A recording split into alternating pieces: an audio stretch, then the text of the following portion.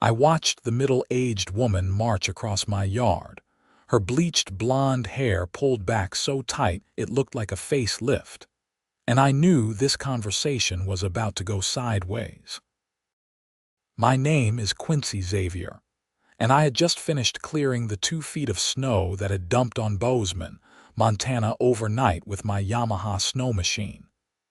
It was early February, and the winter storms had been relentless this year.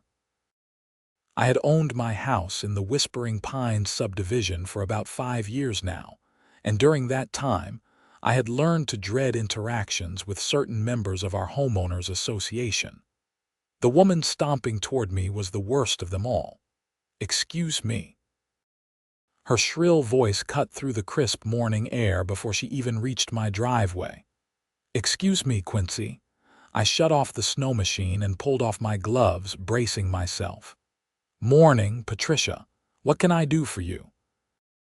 Patricia Winters was the HOA president, and the epitome of every Karen stereotype you could imagine. She was 47, constantly wore designer activewear despite never actually exercising, and treated our subdivision like her personal kingdom. Her husband, Greg, was a quiet accountant who seemed to exist mainly to nod at whatever she said. "What can you do for me?" Her voice went up an octave. "You can explain why you thought it was acceptable to destroy my lawn with that ridiculous machine." I blinked, genuinely confused. "Your lawn." "Patricia, I cleared my own driveway. I didn't go anywhere near your property." She pulled out her phone and shoved it in my face. On the screen was a photo of some tire tracks in the snow near the street. "These tracks go right across my yard." "Do you have any idea how much I spent on landscaping last year? The snow is hiding the damage now, but I know for a fact that your machine tore up my grass underneath." I studied the photo more carefully. The tracks were at least 50 feet from where I had been working, and they clearly came from the street, not my property. "Patricia, those aren't from my snow machine. They're probably from the snowplow that came through last night. Don't you dare lie to me." Her face was turning an alarming shade of red. "I know it was you, and you're going to pay to repair any damage come spring." I took a deep breath, reminding myself that arguing with Patricia when she was in full Karen mode was like trying to reason with a brick wall. "I'm telling you, I didn't make those tracks. But if you're concerned about damage, maybe you should call the county about their plows. This is unacceptable. As HOA president, I'm issuing you a formal violation for property damage and reckless use of motorized equipment in the subdivision." Now I was getting irritated. "You can't issue a violation for something I didn't do, Patricia. Watch me." She was practically screaming now. Several neighbors had come out onto their porches to watch the show. "And another thing, that monstrosity of a machine needs to be stored in your garage, not parked in your driveway where everyone can see it. It's an eyesore and violates our community standards."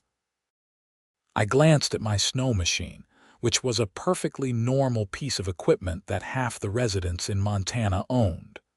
There's nothing in the HOA bylaws about storing snow removal equipment. I'll be calling an emergency board meeting about this. You haven't heard the last of this, Quincy Xavier." She stormed off, her boots crunching in the snow, leaving me standing in my driveway wondering how this had become my life. What Patricia didn't know, what absolutely nobody except my lawyer and accountant knew, was that I owned quite a bit of real estate in Bozeman, including the very house she was renting on Maple Drive, just 3 blocks away from our subdivision. I had started investing in rental properties 7 years ago when I was 30 years old, using the money I had made from selling a tech startup to a larger company. I kept a low profile about my investments, preferring to work through a property management company. It helped me avoid awkward situations and kept my private life separate from my business dealings. My primary residence was modest by design. I didn't need to advertise my financial situation to the world. The irony of Patricia screaming at me while I was technically her landlord was not lost on me, but I had never felt the need to bring it up. Until now, maybe. I went inside and called my property manager, Derek Chen, who handled all my rentals in the Bozeman area. "Derek, it's Quincy. I need you to pull the file on the Maple Drive property. The tenants are named Winters, right? Give me a second." I heard clicking on a keyboard. "Yeah, Patricia and Greg Winters. They've been there for about 3 years. Why, are they causing problems?" "Not with the rental, but I need to know the status of their lease. When does it come up for renewal? Let me check." More clicking. "Looks like their current lease expires at the end of March. We usually send renewal notices about 60 days in advance, so that would be. We should have sent it out already. Hold on." I waited while Derek dug through his files. Through my kitchen window, I could see Patricia still standing in her yard, phone pressed to her ear, gesturing wildly. Probably calling other board members to complain about me. "Okay, found it. We sent the renewal notice 3 weeks ago. They haven't responded yet, but we give them 30 days. Nothing unusual so far. What's the rental situation like in Bozeman right now?" Derek let out a low whistle. "Tight. Really tight. With Montana State University expanding and all the people moving here from out of state, rental inventory is at an all-time low. Properties are getting snapped up fast, and prices have gone up about 15% in the last year alone. So if someone needed to find a new rental quickly, they'd be in trouble, definitely. Especially a single-family home in a good school district like Maple Drive. Those are like gold right now. Why, what are you thinking?" I watched Patricia finally go back inside her house. "Nothing concrete yet, just keep me posted on that renewal, and let me know immediately if there are any issues with the property or if they're late on rent." "Will do. Everything okay?" "Yeah, just HOA drama. I'll explain later." After I hung up with Derek, I spent the rest of the morning working from my home office. I ran a consulting business for tech startups, which gave me flexibility and good income without the stress of running my own company again. Around noon, my phone buzzed with an email notification. It was from the HOA board, sent to all residents. Patricia had wasted no time.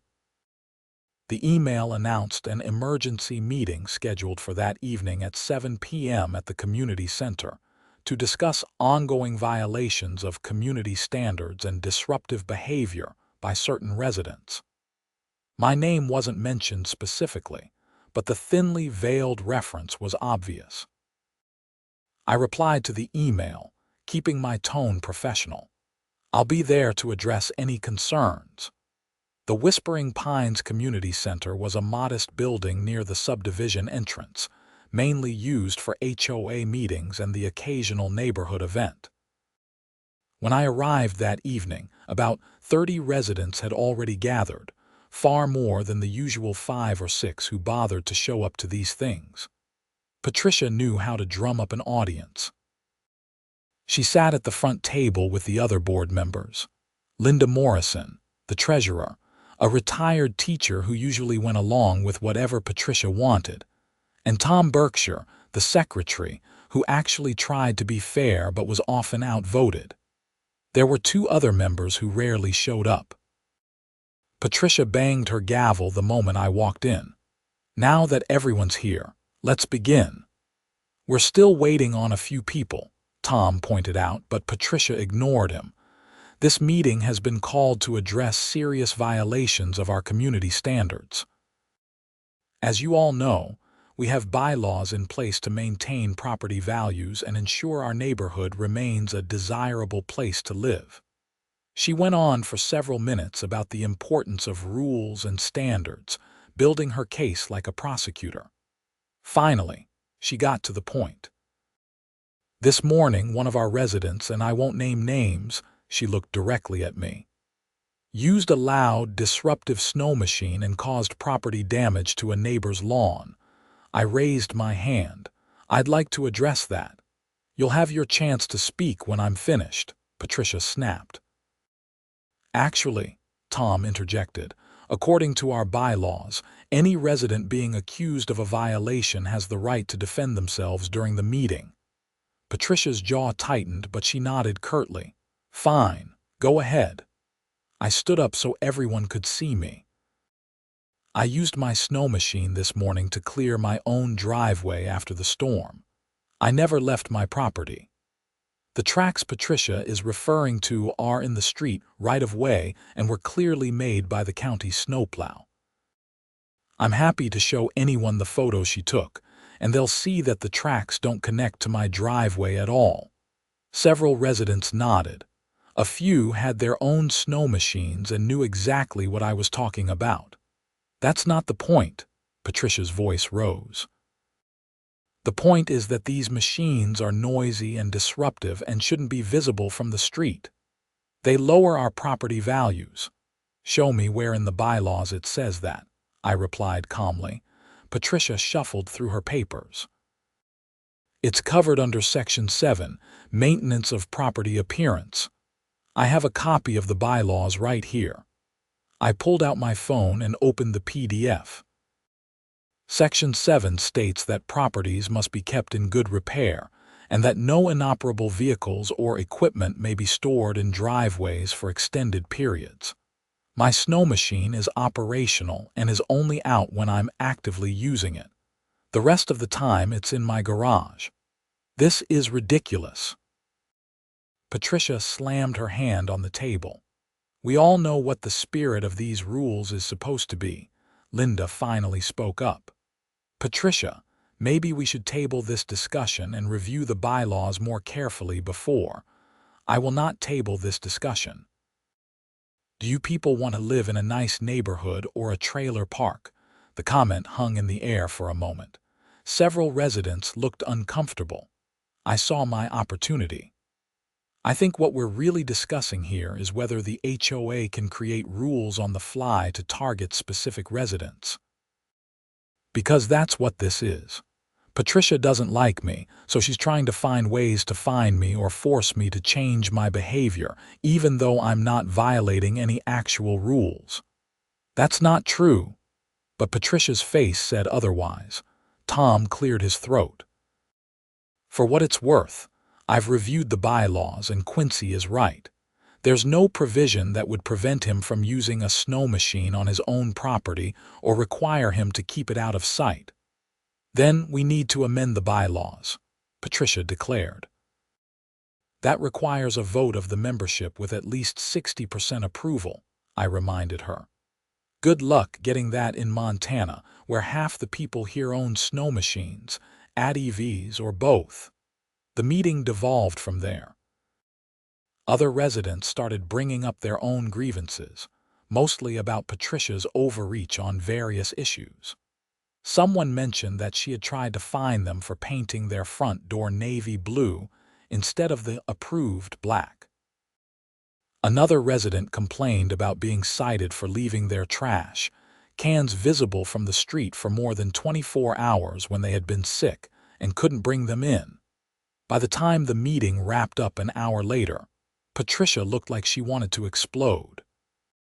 She had completely lost control of the narrative, and the other board members had quietly agreed to review all recent violations before any fines were issued. As people filed out, Tom pulled me aside. Look, Quincy, I know Patricia can be difficult. Between you and me, several of us on the board are getting tired of it. She's turned this HOA into her personal fiefdom. I appreciate you saying that. I'm not trying to cause trouble, but I'm also not going to let her push me around. I get it. Just watch your back. Patricia doesn't like to lose, and she can be vindictive. Tom had no idea how right he was. Over the next week, things escalated. Patricia started patrolling the neighborhood like a mall cop, looking for violations. My trash cans were left out for 12 minutes too long one morning after the truck came early. I got a violation notice. I parked my truck slightly over the edge of my driveway, the tire maybe 2 inches onto the grass. Another violation notice. She even tried to cite me for having a wreath on my door that was seasonally inappropriate since Valentine's Day had passed. I ignored most of it, documenting everything with photos and timestamps. Patricia was building a paper trail against me, but she was also creating evidence of harassment. Then Derek called me with interesting news. "Quincy, the Winters haven't responded to their renewal notice. We're at the deadline, so I sent them a reminder email and left a voicemail. Still nothing. What's your standard procedure when this happens?"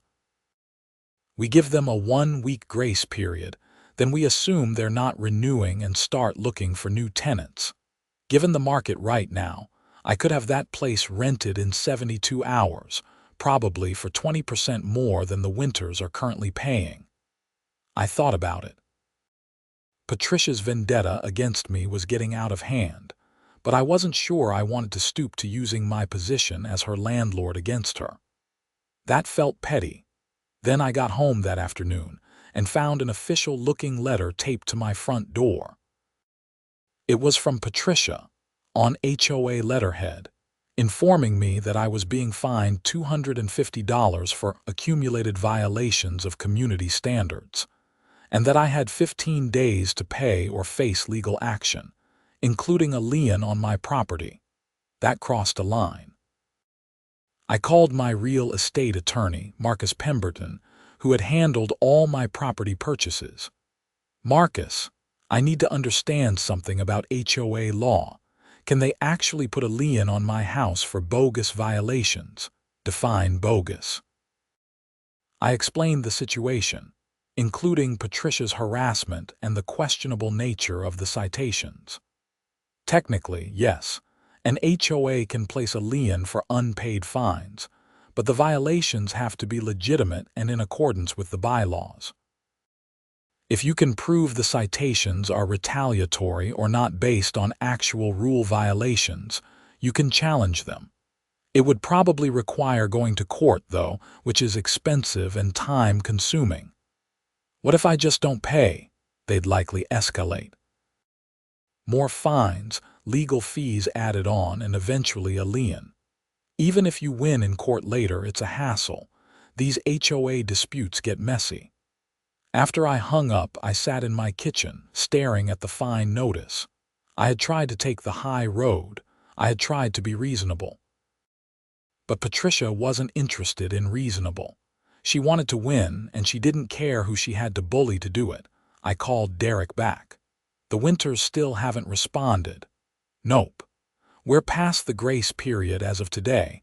I was about to send them a formal non-renewal notice." "Before you do that, I want to handle this personally. Can you give me their direct contact information?" "Sure, but why? We usually handle all tenant communication." "I know, but this situation is unique. Just trust me." Derek emailed me the Winters' contact information. I decided to start with Greg, who seemed more reasonable than his wife. I caught him the next morning as he was leaving for work, pulling up in my truck just as he was getting into his Subaru. "Greg, you got a minute?" He looked surprised to see me. Sure. What's up?" "I wanted to talk to you about your rental house." His expression shifted to confusion. "My rental house? What about it? You're aware your lease is up for renewal at the end of March, right?" "Yeah, our landlord sent us something about that. We haven't gotten around to responding yet." "Why are you asking about this?" I paused, choosing my words carefully.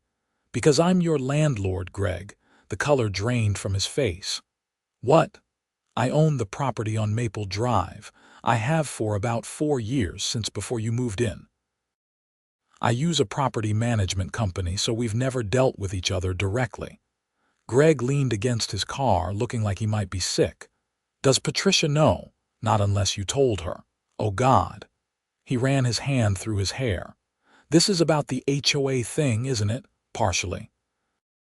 Look, Greg, I'm not here to threaten you or anything like that, but your wife has been harassing me for weeks over imaginary violations, and now she's trying to fine me and put a lien on my property.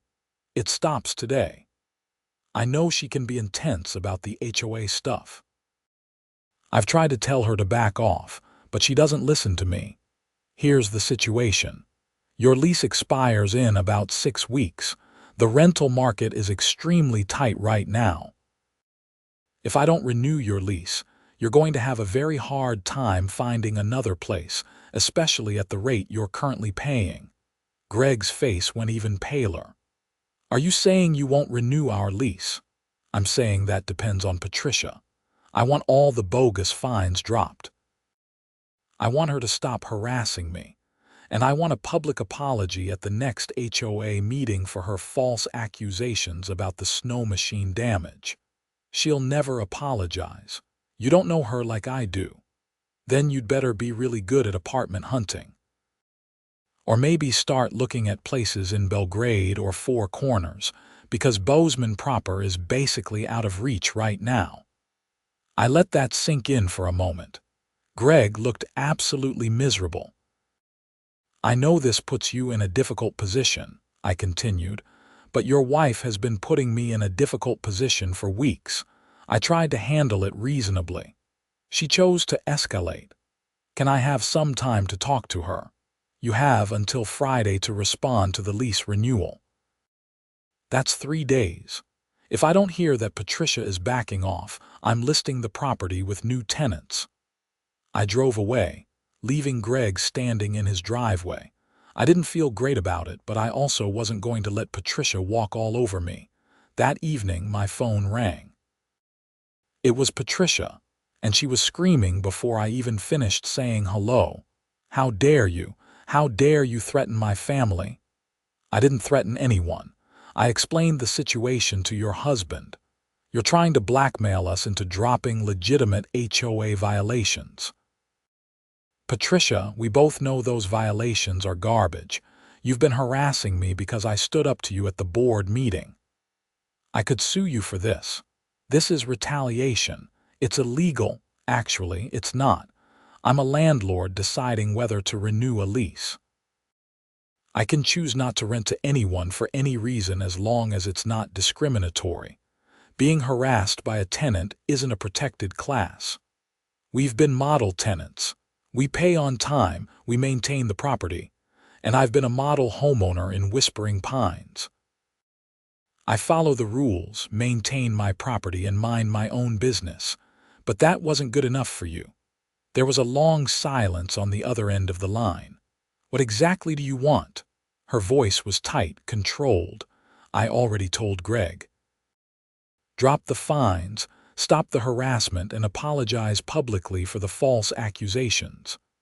And if I do this, you'll renew our lease. At the current rate, yes, you're actually getting a deal compared to market rates right now. Another long pause. Fine. But I want it in writing that you'll renew the lease. Have Greg sign the renewal documents that Derek already sent you. Once I have those back with your signatures, I'll verify that you've held up your end. This is extortion. No, Patricia, this is consequences. You've been bullying people in this neighborhood for years, and everyone's been too afraid of HOA drama to stand up to you. I'm not afraid. She hung up without another word. 2 days later, I received an email from the HOA board. The fines against me were being reviewed and suspended pending further investigation. It was the closest thing to a retraction I was likely to get without the public apology. Derek called that afternoon. Just got the signed renewal documents from the Winters. That was fast. Usually people take forever to get paperwork back to us. Good, process it and send them their copy. Will do. Can I ask what happened? When you wanted to handle things personally, I got worried. Just a misunderstanding that got cleared up. Everything's fine now. The next HOA meeting was scheduled for the first Tuesday in March. I made sure to be there early. Patricia arrived precisely at 7, her expression neutral but her body language radiating tension. She avoided looking at me. Tom called the meeting to order, and they went through the usual business of approving minutes and discussing upcoming neighborhood events. Then came new business. Patricia cleared her throat. I want to address an issue from last month regarding alleged property damage from snow removal equipment. The room went quiet. Everyone remembered the drama. After further investigation, she continued, her voice strained, it appears that the damage was caused by county snowplows, not by any resident. I apologize for the confusion and for any inconvenience this may have caused. She still didn't look at me. It wasn't exactly the groveling apology I had asked for, but it was public, and it was on the record in the meeting minutes. Additionally, Tom added, looking pleased with himself, the board has decided to review all violation citations from the past 3 months to ensure they align with our bylaws. Any fines that were issued in error will be refunded. Several residents actually applauded. I caught Tom's eye and he gave me a subtle nod. After the meeting, Linda cornered me in the parking lot. I don't know what you did, but thank you. Patricia has been impossible to work with, and the rest of us have been too chicken to really challenge her. I just stood my ground. Well, whatever it was, she's been different this week. Less combative. The board actually had a productive meeting for once. I drove home feeling like maybe, finally, this drama was over. I was wrong. About 3 weeks later, in late March, Derek called with concerning news. Quincy, we've got a problem with the Maple Drive property. The rent is late. That's never happened before with the Winters. How late? 5 days past the grace period. I've sent emails and left voicemails. Greg finally called back this morning and said they're having some temporary financial issues and asked for an extension. I felt a knot form in my stomach. What kind of financial issues? He didn't elaborate. Just said they'd have the rent within 2 weeks. This felt off. The Winters had been reliable tenants for years. Something had changed. Give them the 2 weeks, but let me know immediately if they don't pay. Exactly 13 days later, I got another call from Derek. They paid, but Quincy, something's weird. Greg came by the office with a money order instead of their usual check. He looked rough. I think he's been stressed. Did he say anything? Just apologized for being late and said it wouldn't happen again. I should have left it alone, but my instinct told me something was wrong. I decided to drive by the Maple Drive property, just to make sure everything was okay with the house itself. What I saw made my blood run cold. There was a moving truck in the driveway. I parked down the street and watched. Greg and Patricia were loading furniture and they weren't being careful about it. They were rushing, throwing things into the truck with the frantic energy of people fleeing something. I called Derek. Are the Winters moving out? What? No, they just renewed their lease. It's good for another year. Well, there's a moving truck at the property right now and they're loading it up. That's a lease violation. If they're abandoning the property, we need to document everything. I'm heading over there right now. I'm already here. I'll wait for you. By the time Derek arrived 20 minutes later, the truck was about half full. He marched up to the driveway with his clipboard, and I followed at a distance. Mr. Winters, I'm Derek Chen, your property manager. Can you explain what's going on here? Greg looked like a deer in headlights. Patricia emerged from the house carrying a box, and her expression went from surprise to furious when she saw me. Is he the reason you're here? She demanded, pointing at me. I'm here because you're apparently moving out without notice, which violates your lease agreement, Derek said calmly. You just renewed for another year. We changed our minds, Patricia snapped. We're moving. You can't just change your mind. You signed a legally binding contract 2 weeks ago. So sue us.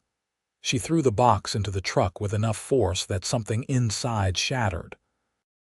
Greg put his hand on her arm. Patricia, stop, let me handle this. She shook him off and got in my face. This is your fault. You couldn't just leave well enough alone. I have no idea what you're talking about, I said honestly. Don't play dumb. After you humiliated me at that HOA meeting, everyone turned on me. They forced me to resign as president.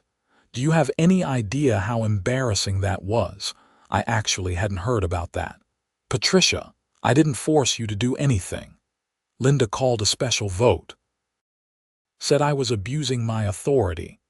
They voted me out and now Tom is president. Maybe that's because you were abusing your authority, I said. I'm sorry you lost your position, but that's not my fault. You did that to yourself. And then Greg lost his promotion.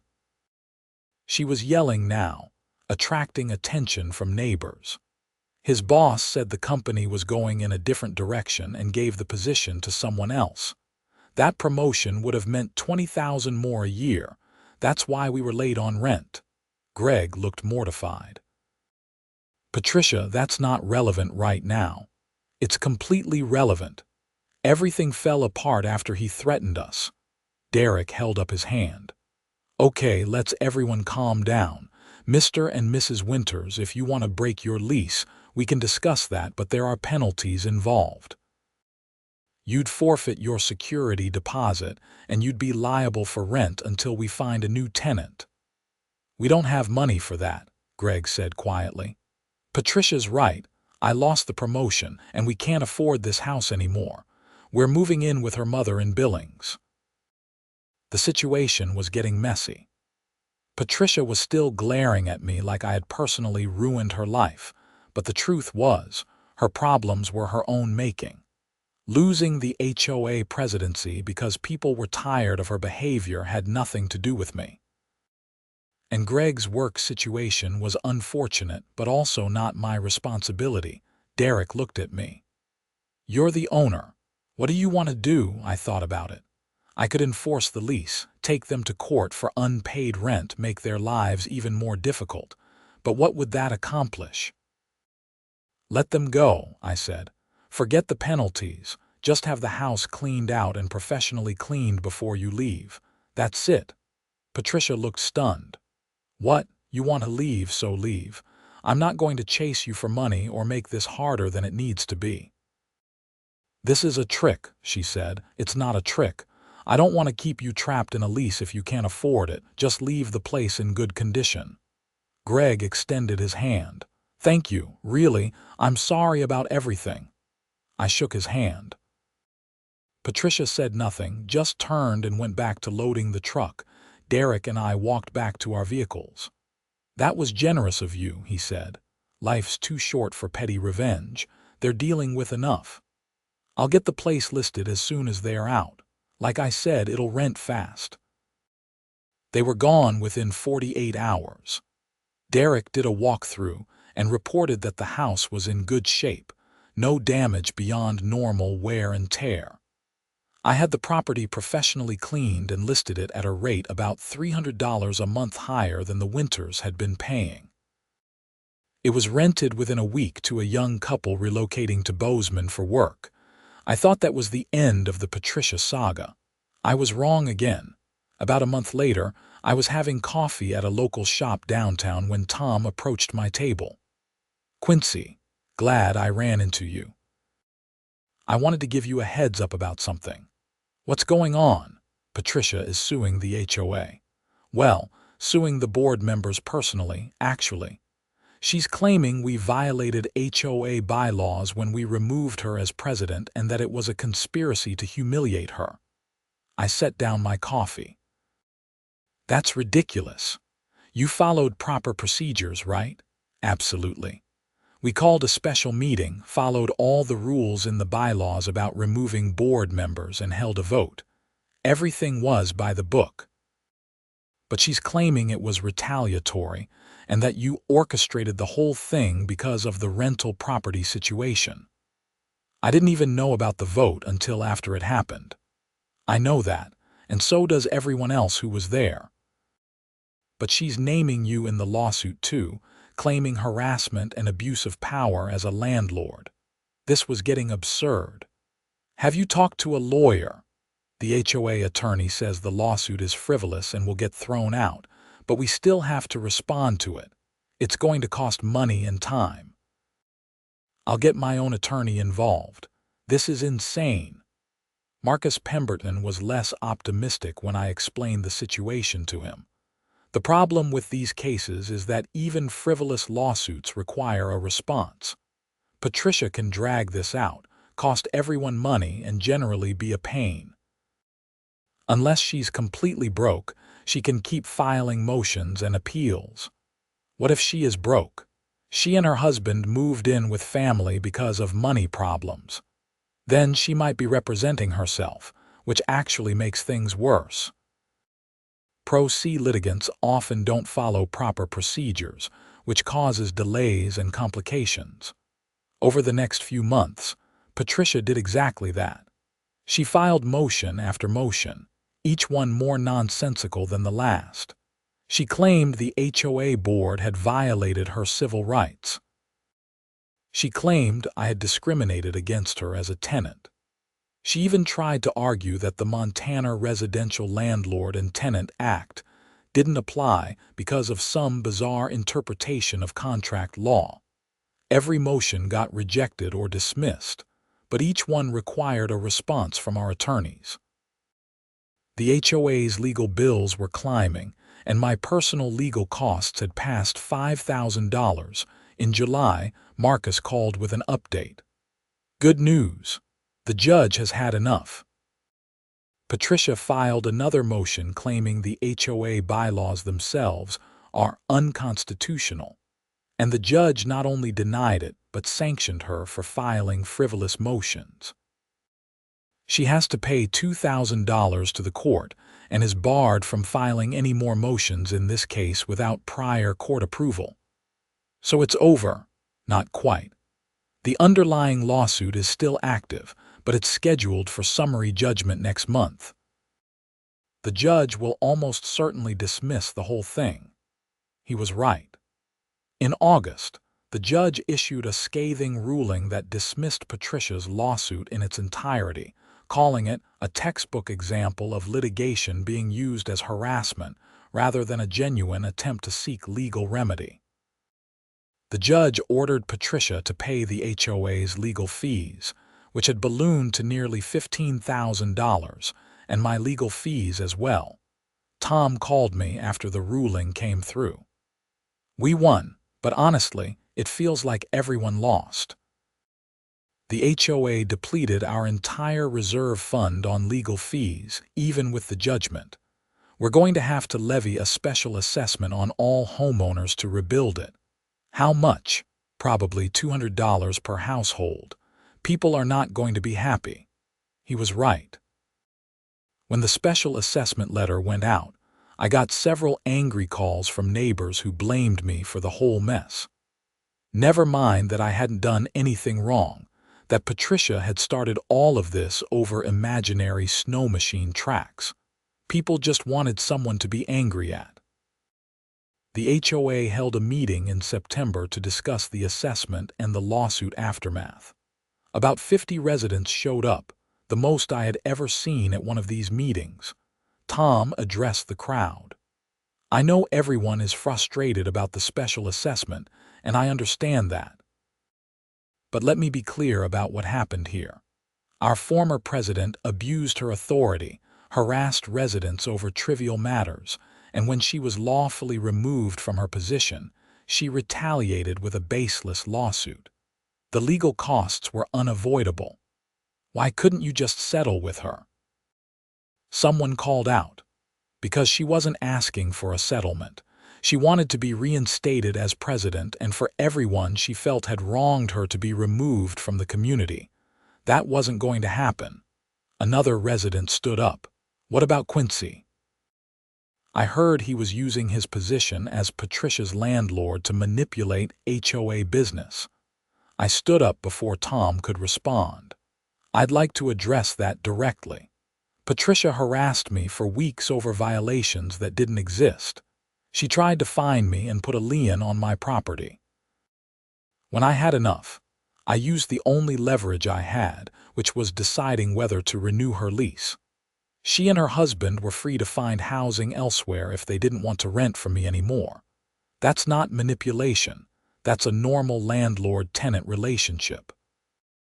But you forced her out of the neighborhood. I didn't force anything. They chose to move to Billings to save money after Greg didn't get a promotion at work. That had nothing to do with me. The meeting went on for nearly 2 hours, with people venting their frustrations. Eventually, the vote on the special assessment passed because there was no alternative. The HOA needed the money. As people filed out, a woman I didn't know approached me. She was maybe in her 50s with kind eyes and a cautious smile. "I'm Angela Foster. I just moved into the neighborhood last month. I heard about everything that happened, and I wanted to say I'm sorry you went through all that. Thanks. It's been a weird year. For what it's worth, I lived in a neighborhood in Denver that had a similar situation." HOA president went on a power trip, and nobody stood up to her for years. The neighborhood turned into a miserable place to live. Sometimes someone needs to draw a line, even if it's messy. Her words helped more than she probably realized. October brought the first snow of the season, earlier than usual. I fired up my Snowmachine, now something of a legendary piece of equipment in the neighborhood, and cleared my driveway without incident. Nobody complained. Nobody filed a violation notice. Tom stopped by later that day. "Hey, I wanted to let you know, we're planning to revise the HOA bylaws, make them clearer, remove some of the vague language that Patricia used to justify her overreach. We're forming a committee to work on it, and I'd like you to be part of it." I'm not sure that's a good idea. Some people still blame me for the assessment. Some people always need someone to blame, but most of the neighborhood knows you were in the right, and your input would be valuable. You actually read the bylaws, which is more than most residents can say. I agreed to join the committee, which consisted of Tom, Angela Foster, and 2 other residents. Over the next few months, we met weekly to review the bylaws section by section, clarifying language and removing provisions that were either outdated or too broad. We added specific protections against harassment by board members and created a formal appeals process for violations. The new bylaws were presented to the membership in December and passed with an 82% approval vote. On Christmas Eve, I was stringing lights on my house when a car pulled up. I didn't recognize it at first, but when the driver got out, I realized it was Greg Winters. "Greg, what are you doing here?" He looked nervous. "I hope it's okay that I stopped by. I wanted to talk to you and I had to be in Bozeman for work anyway." "Sure, come on in. You want some coffee?" We sat in my kitchen, and Greg seemed to struggle with what to say. "I wanted to apologize," he finally said, "for everything. Patricia's behavior, the lawsuit, all of it. I should have stood up to her years ago, but I always took the path of least resistance." "You're not responsible for her choices, Greg. In a way, I am. I enabled her. Every time she went after a neighbor or abused her HOA authority, I just stayed quiet. I told myself it wasn't my problem. But it was my problem, and I should have said something. What's she doing now? Living with her mother in Billings and working as a receptionist at a dental office. She's miserable, but maybe that's what she needs. Some perspective." He paused. "I'm actually filing for divorce." "I'm sorry to hear that. Don't be. I should have done it years ago. I'm staying with a friend in Bozeman and trying to figure out my life. That promotion I missed out on. I ended up getting a better offer from a different company. Sometimes things work out." After Greg left, I sat on my couch, looking at my Christmas tree and thinking about the past year. It had been exhausting and frustrating, but it had also taught me something important. Standing up for yourself matters, even when it's uncomfortable. especially when it's uncomfortable. The following year brought stability to Whispering Pines. Tom proved to be an excellent HOA president, running meetings efficiently and treating residents fairly. The special assessment was paid off by summer, and the reserve fund was slowly being rebuilt. Angela Foster joined the board as treasurer after Linda retired, bringing fresh energy and ideas. I kept a low profile with my rental properties, continuing to work through Derek and staying out of neighborhood drama.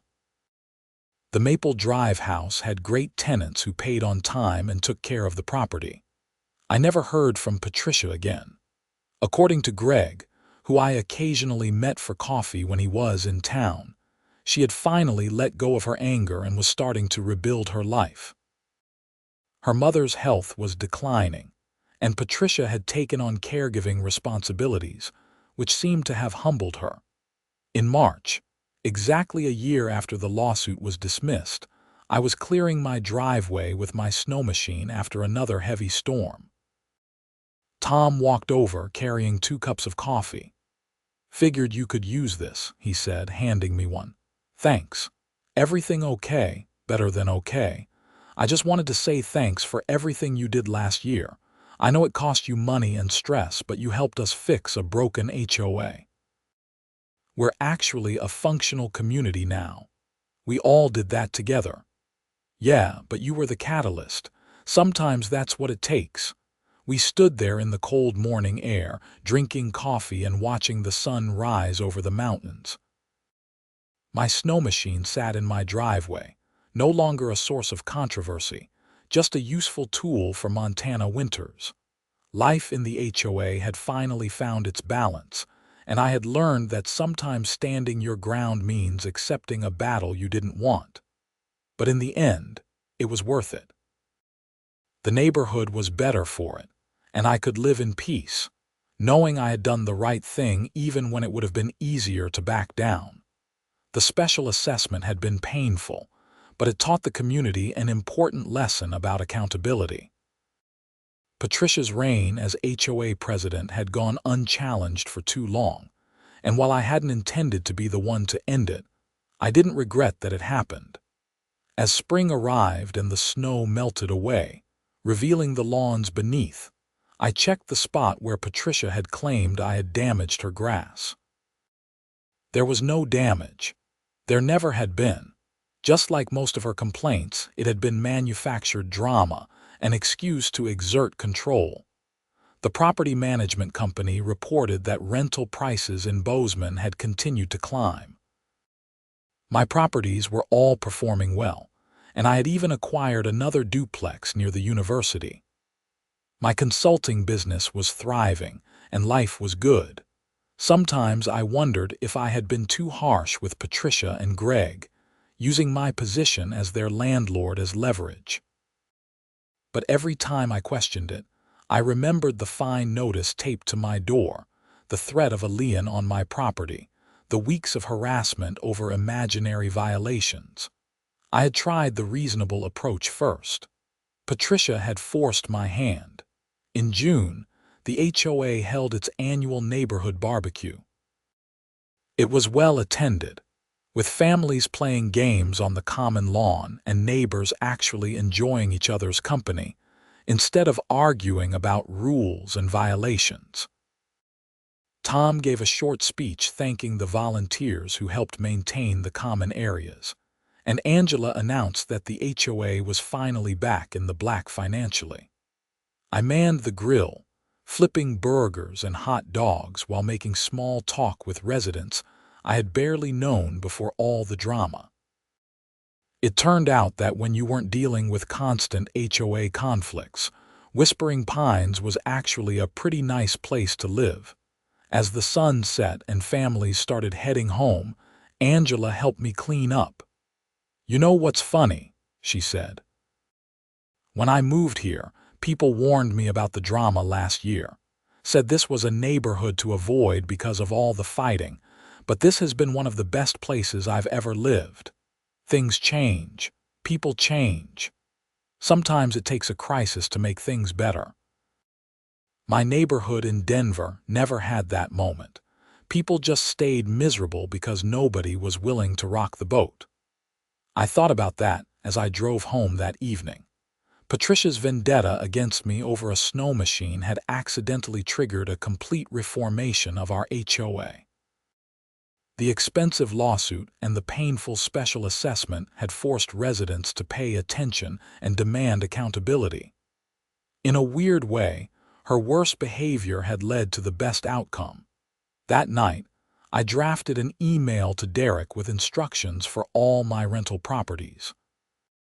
From now on, any tenant disputes were to be handled strictly by the book, with clear documentation and professional boundaries.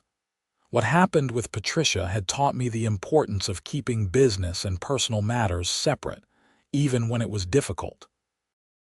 The Montana summer was beautiful, with long days perfect for hiking in the mountains surrounding Bozeman.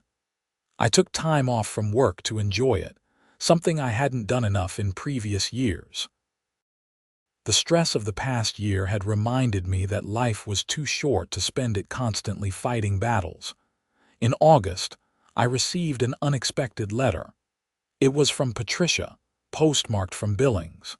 I almost threw it away without reading it, but curiosity got the better of me.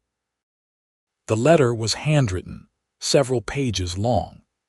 In it, Patricia apologized for everything. She acknowledged her behavior had been wrong, that she had let power go to her head, and that her harassment of me and other residents had been unjustified. She wrote about how losing everything had forced her to take a hard look at herself, and she didn't like what she saw. She wasn't asking for forgiveness or for me to do anything. She just wanted me to know that she understood what she had done and was trying to be better. I read the letter twice, then filed it away. I appreciated the apology, but I didn't feel the need to respond. Some chapters in life just close, and that's okay. By the time winter rolled around again, I had almost forgotten about the snow machine incident that started everything. When the first big storm hit in December, I cleared my driveway without a second thought, the familiar sound of the machine echoing through the quiet neighborhood. No violation notices appeared. No angry board president stormed over to yell at me. Just another winter day in Montana, handling snow the way generations had done before. Tom had been re-elected as HOA president with near-unanimous support. The board functioned smoothly, handling actual issues like scheduling snow removal for common areas and planning neighborhood improvements. The HOA had finally become what it was supposed to be, a functional organization that served residents rather than controlling them. I ran into Greg one more time, in April of the following year. His divorce from Patricia was finalized, and he was dating someone new. He looked happier than I had ever seen him. You ever think about how different things would be if Patricia had just let the snow machine thing go? He asked over coffee, all the time. But I've realized something. It was never really about the snow machine. Patricia needed to control things, and she would have found some other excuse to target someone. It just happened to be me. That's probably true. She's in therapy now, trying to work through some things. I hope it helps. Me too. As I drove home that day, I reflected on everything that had happened over the past 2 years. What started as a simple dispute over alleged property damage had spiraled into lawsuits, financial stress, and a complete restructuring of our HOA. But in the end, the community was better for it. The story had no heroes or villains, just people dealing with conflict in imperfect ways. Patricia had let power corrupt her judgment. I had used financial leverage that some might consider questionable. The HOA had enabled bad behavior for too long before finally acting. But we had all learned something. The neighborhood learned to demand accountability from its leaders. Patricia learned that actions have consequences. And I learned that sometimes standing your ground requires accepting the mess that follows. The snow machine that started it all still sits in my garage, a reliable tool for Montana winters and an accidental catalyst for change. Every time I fire it up to clear my driveway, I'm reminded that the smallest conflicts can have the biggest impacts, and that sometimes the right thing to do is also the hardest thing to do. Life in Whispering Pines continued on, seasons changing, neighbors coming and going, the rhythm of suburban life playing out against the backdrop of Montana's stunning landscape. The HOA meetings became boring again, which was exactly how they should be. The drama had passed, leaving behind a stronger, more functional community. And if anyone ever asks me about HOA horror stories, I have one hell of a tale to tell about a snow machine, a vindictive board president, and how property ownership can sometimes be the most unexpected form of leverage. But mostly, I just enjoy living in a place where I can clear my driveway in peace, without worrying about manufactured violations or power-hungry board presidents looking for any excuse to assert control. The mountains outside my window stand unchanged, indifferent to the small human dramas playing out in their shadow. They've seen countless winters, countless storms, countless people dealing with their problems. My little conflict with Patricia was just one more story in an endless collection of human experiences. But it was my story, and I made it through intact, with a neighborhood improved for the struggle.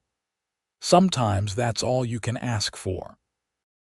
The end came not with dramatic confrontation or grand gestures, but with the quiet satisfaction of a problem resolved and a community healed.